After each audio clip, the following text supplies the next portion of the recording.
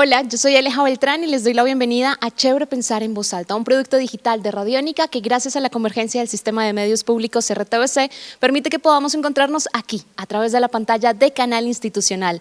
Hoy quiero invitarlos a que juntos pensemos en voz alta sobre la convivencia y sobre la paz. Vamos a ver cómo se desarrollan estos términos, qué significa, si con el tiempo han venido cambiando y por supuesto qué está pasando con esto en pleno 2021 en Colombia. Vamos a analizarlo de la mano de nuestro invitado y por supuesto ustedes desde casa también pueden unirse a esta conversación a través de nuestras redes sociales, a través de las redes sociales de Canal Institucional y a través de las redes sociales de Radiónica con el numeral Chévere Pensar en Voz Alta.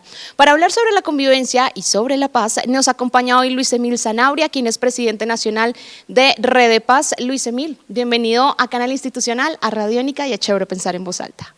Bueno, muchas gracias Aleja por esta oportunidad y qué bueno, para hablar de convivencia siempre hay que hablar en voz alta. Sí, para señor. que nos entendamos. Es necesario pensarlo en voz alta y me gustaría justamente, estos temas llegan porque el pasado 16 de mayo fue el Día Internacional de la Convivencia y la Paz y me gustaría empezar desarrollando estos términos porque para muchos da la impresión de que la convivencia para algunos es una cosa, para otros es otra y lo mismo sucede con la paz. Entonces me gustaría arrancar este Chévere Pensar en Voz Alta hablando y definiendo qué es la convivencia.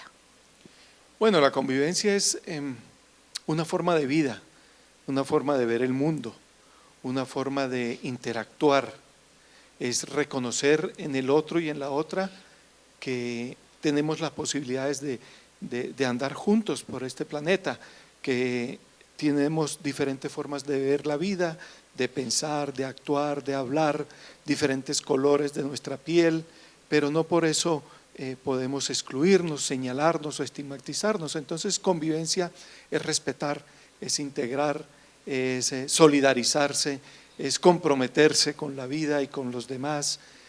Tiene muchas connotaciones, pero es una palabra muy importante para la construcción de una sociedad. Y en ese orden de ideas, teniendo claro, digamos, la definición de convivencia que vamos a manejar en este Chévere Pensar en Voz Alta, hablemos ahora de la paz. ¿Qué es la paz? Porque es un término que en Colombia, digamos que encierra muchas cosas, que genera muchas expectativas también. Entonces, ¿qué es la paz? Bueno, la paz es un ambiente, una construcción, es un goce de los derechos. Sin los derechos de la gente y sin los deberes de la gente, la paz no es posible. Es también vivir en armonía con los demás seres humanos, pero también con el planeta, con los demás seres vivos. La paz, como la concebimos desde Rede Paz, es integral, es no solamente la ausencia del conflicto, es la construcción de nuevas formas de ver el mundo, de relacionarnos, va muy de la mano de la convivencia, pero diríamos que es un poco más amplia, porque la convivencia también se relaciona un poco más con, digamos, momentos, situaciones, pequeños grupos o comunidades, y la paz es como la gran sombrilla en la cual podemos convivir. Sin duda, entonces, estas dos palabras van muy relacionadas, como que la una básicamente lleva a la otra y para muchas personas la paz también es la ausencia de conflictos, sobre todo en Colombia. Cuando se habla de paz, digamos que se deja a un lado o la intención es dejar a un lado el conflicto, pero revisando la página de las Naciones Unidas, que justamente es quien define este 16 de mayo como Día Internacional de la Convivencia y la Paz, uno se encuentra que lo primero que ellos dicen es que la paz no es la ausencia total del conflicto. ¿Cómo entender justamente esa definición y esa relación entre la paz y la ausencia del conflicto? Bueno, los que trabajamos por la paz adoramos el conflicto, nos gusta el conflicto, pero nos gusta que ese conflicto sea tramitado pacíficamente. Los conflictos nunca van a terminar, nunca se van a acabar. Es la forma como los seres humanos hemos desarrollado nuevas formas de vivir, hemos podido investigar, hacer ciencia, hacer tecnología, porque siempre tenemos un conflicto. ¿Cómo solucionar ese conflicto? La diferencia está en que los que creemos en la paz, en la convivencia, siempre vamos a tramatear ese conflicto de forma pacífica, de forma dialogada, de forma concertada, pensando en que el conflicto nos va a llevar a un estadio mejor, a una forma superior siempre. Entonces ahí está el conflicto, no es la ausencia de él, es tramitarlo, es consentirlo inclusive y saber que la solución nos ayuda a transformar y a construir algo mejor para todos y todas. Luis, el conflicto entonces, digamos que es esa diferencia que nos hace seres humanos y que está bien sentirla, no pasa solamente en Colombia, pasa en todo el mundo. El conflicto y la diferencia siempre ha estado presente. ¿Qué pasa con el conflicto en Colombia? ¿Cómo se está entendiendo, cómo se está manejando el conflicto en nuestro país para vernos en este 2021? Bueno, hay diferentes tipos de conflictos. Hay un conflicto al interior de la casa, por ejemplo, en estos momentos son muy evidentes en relación con las responsabilidades en medio de la pandemia, de estar cuidándonos y de estar ahí tradicionalmente 24 horas, 5, 10 personas en una misma casa. Ahí se generan muchos conflictos. Esos conflictos lo mejor es tramitarlos hablado y dialogadamente, pero tienen que ver también con cosas externas. Entonces, con la alimentación, quién la trae, quién trabaja, quién perdió el empleo, con la pérdida de los empleos están aflorando muchos conflictos. Entonces ya subimos a un plano superior, no es el conflicto familiar, ya se convierte en un conflicto social, pero ese también tiene una connotación política.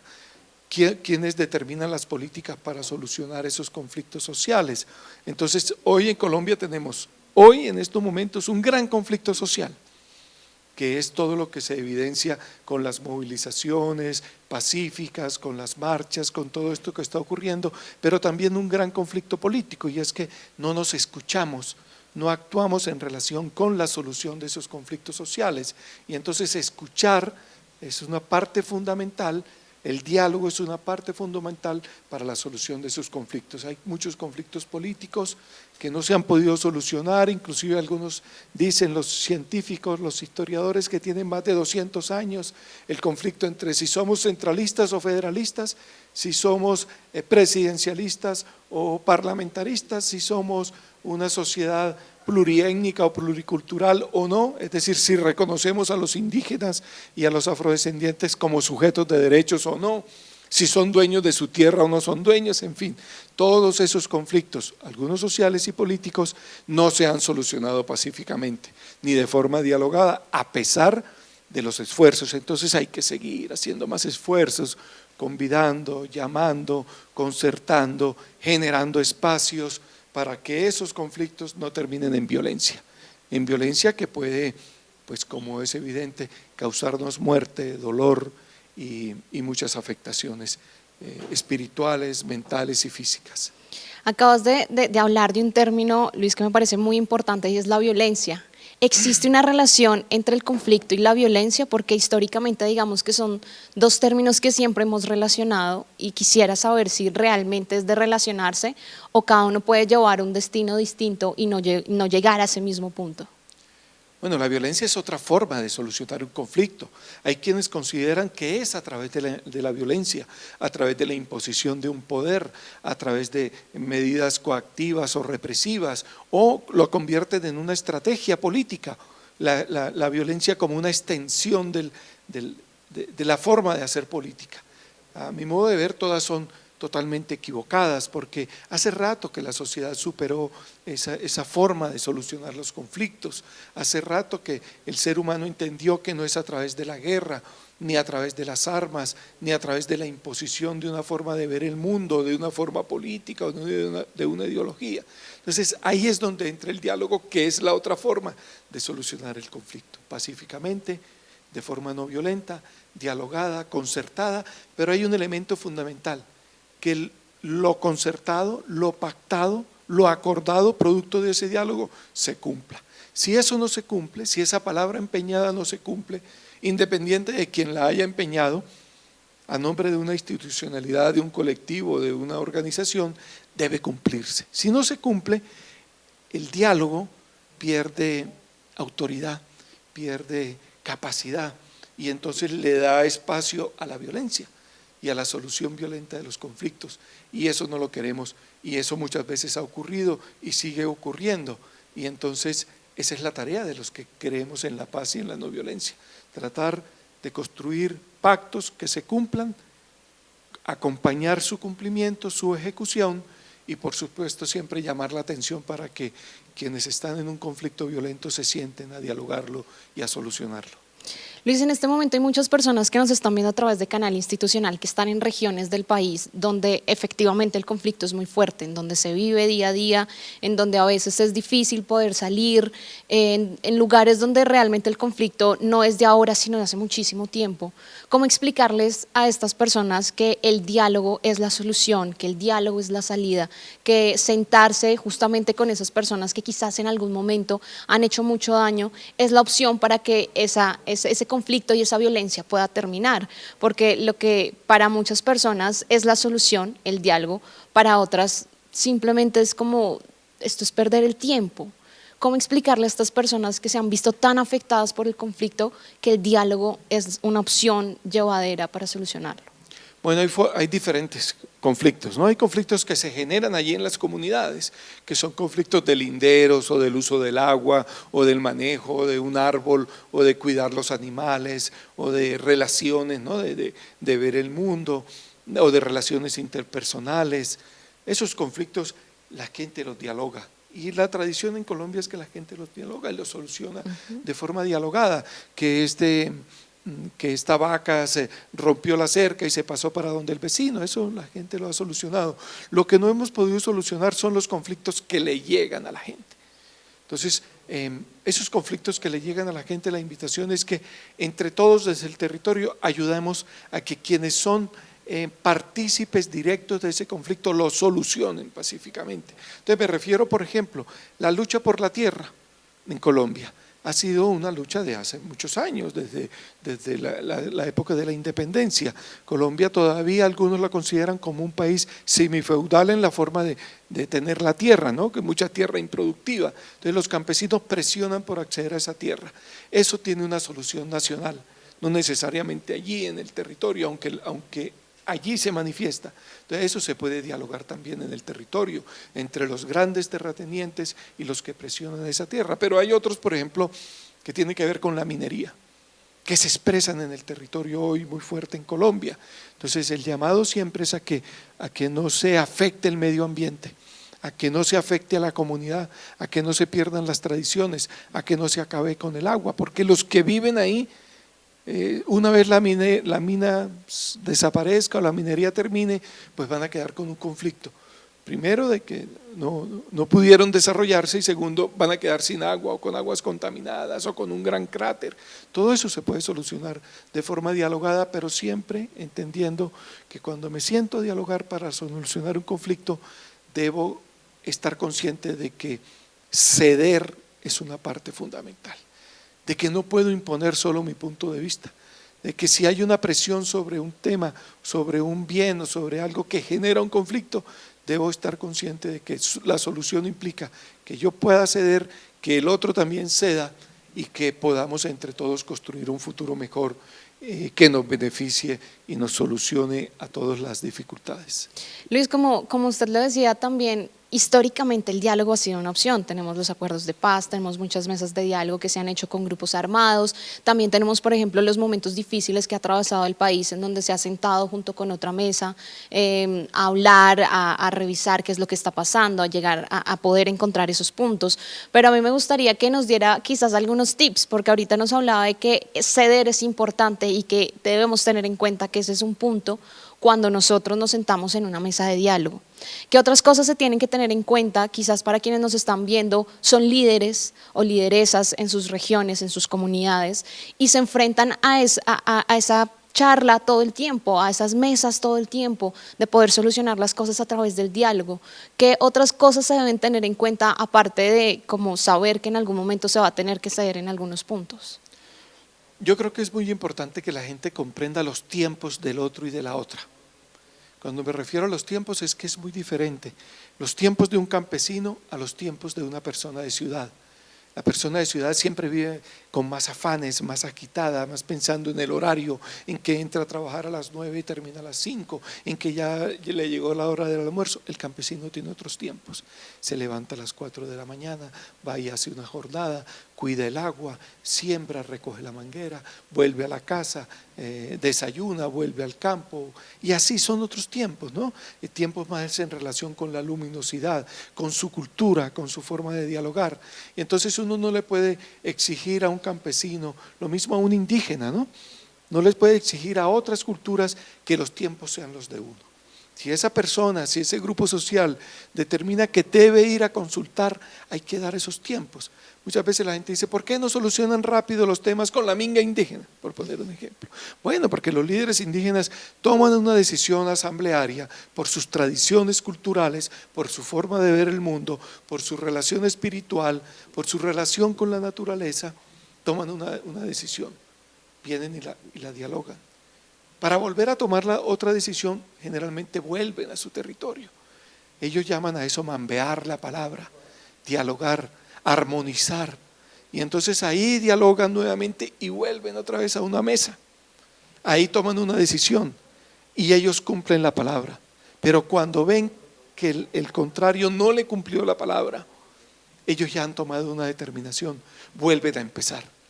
Y entonces muchas veces uno dice, pero eso ya estuvo tratado. Sí, pero se incumplió. Y como se incumplió la palabra, volvemos a empezar.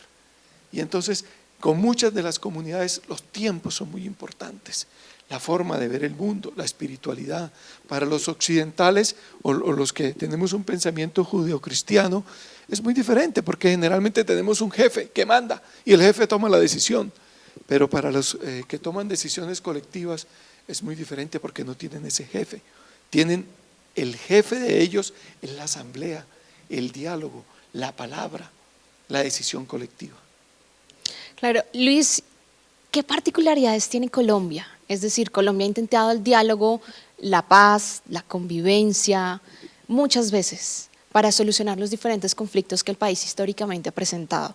Pero Colombia no es el único país que ha tenido conflictos. Hay otros países en el mundo que también han sufrido algunos conflictos y que han logrado quizás más rápido que Colombia llegar a solucionarlos. ¿Cuáles son esas particularidades de Colombia y de los conflictos de nuestro país que quizás nos hacen que nos tomemos más tiempo para solucionar algunos tipos de conflicto? Bueno, yo diría que fundamentalmente porque Colombia es un país rico, rico en agua, rico en bosques, rico en minería, rico en cultura.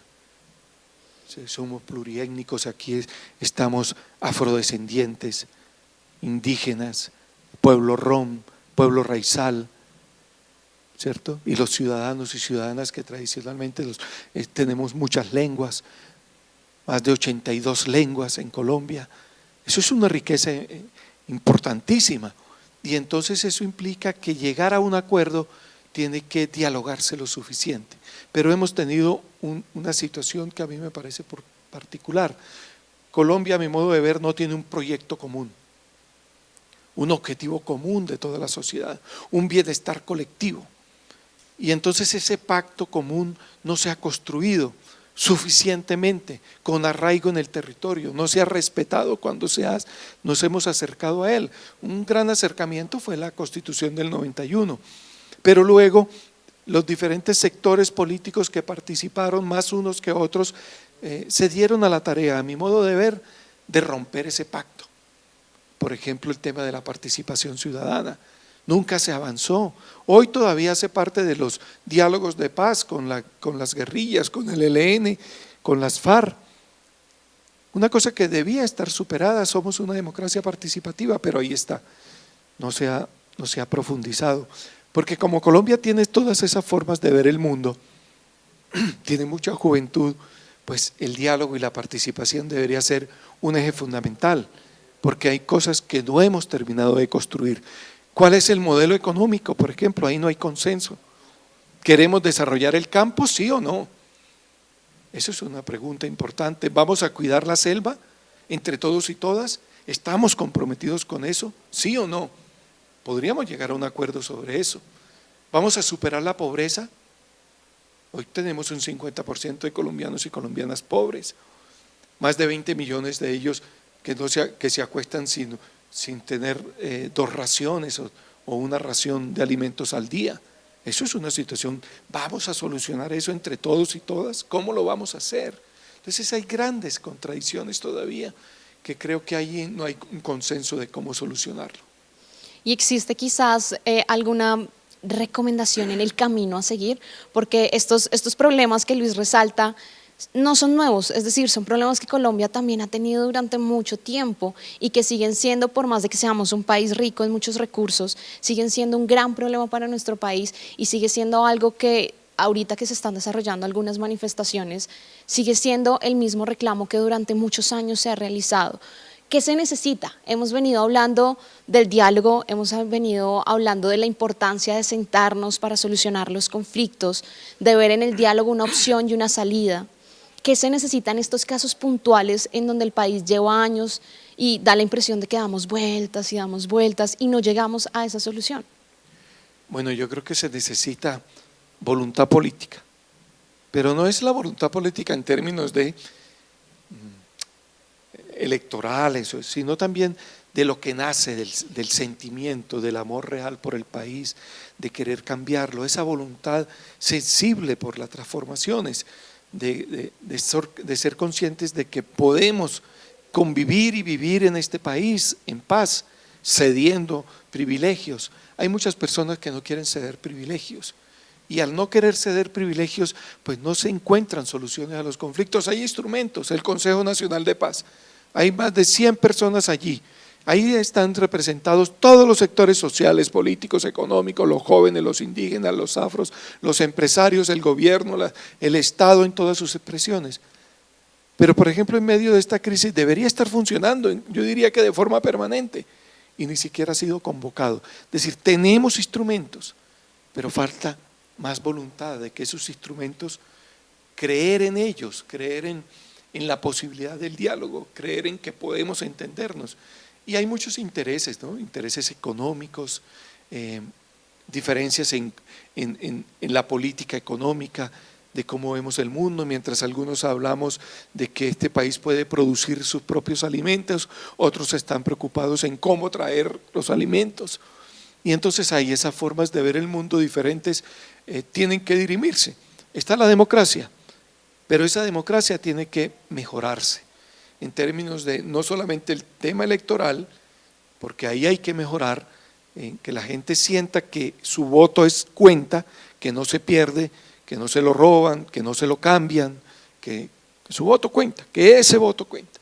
Pero además que en el entretanto, cada 4 años, en ese entretanto, que la gente sienta que puede participar, que puede dialogar, que se puede manifestar y es escuchada, que puede construir soluciones de convivencia, de reconciliación. Eso falta, es decir, vivir, recrear la democracia, vivir y recrear la convivencia, vivir y recrear la paz. Y eso se logra solo a través de un gran esfuerzo cultural. Y ahí es donde entra la cultura de la paz y la cultura de la convivencia. Cuando uno habla de paz, de convivencia, de lo que sucede en Colombia, también aparece otro término que me parece muy interesante y es la tolerancia, que creo que es lo que encierra gran parte de lo que hemos venido hablando, pero me gustaría también que se definiera, porque a veces da la impresión de que en estos términos, convivencia, paz, tolerancia y todo lo que lo rodea, hay como significados que cada uno tiene por aparte de lo que entiende. Entonces, ¿qué significa la tolerancia y cuál es el rol de la tolerancia en todo este proceso de convivencia y paz?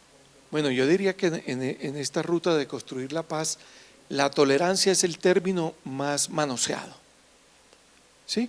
Porque algunos consideran que la tolerancia es dejar hacer y dejar pasar, ¿cierto? Lo confunden un poco con aquello del libertinaje también, una palabra que en una época se usó mucho. Para otros tolerancia es que me dejen hacer a mí lo que yo quiera, no importa que le viole los derechos a los demás, ¿cierto? Entonces no hay tolerancia. Entonces me estoy enriqueciendo ilícitamente, pero nadie me tolera. Esa es mi forma de ver el mundo. No, hay normas, hay leyes, hay cosas que hemos construido. Otros consideran que tolerancia es que no podamos interpelar a los gobernantes y que toleremos las injusticias. Esa tolerancia tampoco aporta mucho a la paz. Yo creo que en términos de la construcción de la paz, tolerancia es entender que hay otras formas de ver el mundo. Tolerancia es no solamente entenderlas, es incorporarlas a mi forma de ver el mundo. No solamente en términos de que yo digo, alguna gente, independiente de los hechos, si fueron ciertos o no, de lo que ocurrió ahora en relación con la minga, pero mucha gente se expresó en términos peyorativos al pueblo indígena. O sea, no lo han incorporado, no se sensibilizan del pueblo indígena como el pueblo originario del que somos, ¿cierto? Pero también para entender esa forma de ver el mundo. Entonces creemos que la única es la nuestra, que la única son nuestras leyes y nuestras normas, y resulta que Colombia tiene muchas leyes y tiene muchas normas y tiene muchas tradiciones. Eso en otras partes del mundo no se ve, lamentablemente diría yo, porque son monoculturales. Entonces solamente ven el mundo desde una cultura impuesta muchas veces que eliminó la otra a través de la violencia, de la guerra, de la imposición, o que la incorporó tanto que se perdió, ¿no? Aquí, por ejemplo, en el centro del país, entendido como la sabana de Bogotá, es muy difícil que entendamos que existen comunidades muiscas en Bosa o en Suba o en Cota, que hay comunidades indígenas. Uno habla de los indígenas de muiscas como si ya hubieran desaparecido, y existen y tienen otra forma de ver el mundo y de vestir y de bailar y de actuar, y eso para mí es la tolerancia. Cuando incorporo en mi forma de ver el mundo la forma de ver el mundo que tienen los demás y las demás. Ahorita que hablabas un poco de lo que pasó con las comunidades indígenas, con la amiga indígena, puntualmente en Cali, uno ve que las personas también llega a un punto en donde la rabia y los sentimientos se apoderan de todo ese proceso y de todas esas manifestaciones de estar a favor o en contra de algo, y creo que eso lo hemos visto en lo que ha pasado desde el mes de abril en el país. ¿Qué pasa con esos sentimientos? ¿Cómo controlarlos? Porque la violencia no solo se ha dado físicamente, sino también ha pasado a otro escenario que se ha convertido muy importante, y son las redes sociales y el universo digital. Y allí también se ve muchísima violencia. También podemos hablar de convivencia y paz en esos escenarios y cómo se manejan los sentimientos, porque muchas personas hablan con los sentimientos y desde ahí ponen sus posiciones.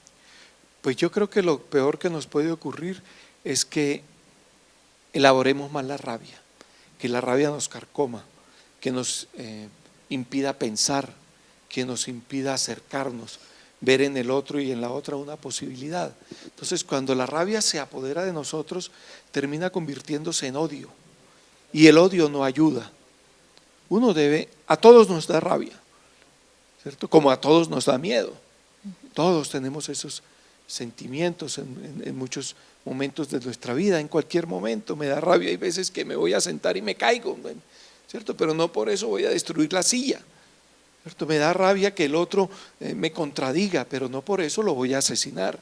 Me da rabia que el otro llegue y con sus pitos y sus arengas me quite la paz en mi casa viendo una película, pero no por eso voy a salir a la ventana a dispararles. Esas son rabias mal elaboradas. Yo creo que Colombia, por tantos años del conflicto, más de 50 años, mucha gente tiene rabias mal elaboradas y rabias que los llevan al odio. Y quien no logra superar el odio, no logra ayudar a construir. Entonces es un llamado también a que se den ese espacio, a trabajar la rabia, a trabajar el odio y a perdonar. Pero no a perdonar solo en términos cristianos, no en términos de que yo perdono con un Dios y el Dios me obliga a perdonar, no, a perdonar también como un ejercicio de transformación de mi rabia en algo positivo. Perdonar implica que yo le exija al otro también que no siga cometiendo el hecho, porque perdonar no es simplemente un acto en el cual me encuentro y me abrazo y te perdono, o como se ha trivializado, pido perdón a la sociedad por los hechos que he cometido, pero los sigo cometiendo. Entonces el perdón pierde toda su fuerza. Entonces todas esas palabras, rabia que se transforma en perdón, convivencia que se transforma en reconciliación, y que a su vez todas esas se transforman en paz y en solución pacífica de los conflictos, es lo que debemos impregnar. Pero eso tiene mucho que ver con el respeto y con la solidaridad, evitar las competencias y construir un ser humano diferente que sea capaz de ver la vida desde otros ojos, con otras percepciones, de querer, de ayudar, de de apostarle a un futuro y a un presente mejor. Luis, ¿qué decirle a los jóvenes que se ha demostrado que son los llamados a hacer el cambio? Incluso se les ha llamado a ellos también, como decirles y a darles como esa responsabilidad de decir, ustedes son los encargados de cambiar lo que está pasando en Colombia, sigan saliendo a las calles, síganse haciendo sentir. Todas estas expresiones han recaído sobre los jóvenes y sobre la importancia que tienen en este momento, pero como Luis muy bien lo decía, también ellos han crecido en una sociedad en donde la violencia en muchas ocasiones ha sido la opción. ¿Qué decirle a los jóvenes sobre la convivencia, sobre la paz y sobre el diálogo? Bueno, que se imaginen un país en paz. Eso es algo muy difícil para los colombianos y colombianas, porque nosotros no tenemos un referente propio de cómo vivir una sociedad en paz, pero también que cuiden la vida, primero la vida. De nada vale que salgamos a protestar con toda la beligerancia que nos da la no violencia si no respetamos la vida y si no la cuidamos, nuestra vida y la de los demás, ¿cierto? Ninguna transformación es efectiva, es real si muere un joven, y hoy están muriendo muchos en las calles, en las carreteras. ¿Tienen la razón o no? La historia lo dirá. Pero más allá de eso, de quién tiene la razón, es la vida por encima de todo, es el valor supremo, y desde la vida construir los derechos. Entonces, respetar la vida también es mi vida, pero también decirle a quienes agreden fácilmente, a quienes les parece fácil desenfundar un arma y atacar a otro, que el bien supremo de la vida se debe respetar en todo momento, en todo lugar, que no hay ningún bien físico, por muy costoso que sea, que valga más que una vida humana. Y si logramos entender eso, pues bueno, para los bienes físicos ahí están los seguros, pero para la vida humana no. Pero la vida humana también es cuando perdemos un brazo, un ojo, cuando perdemos el habla. Todo eso hay que cuidarlo. Y desde ese sentimiento de la vida humana, cuidar el resto de la vida sobre el planeta.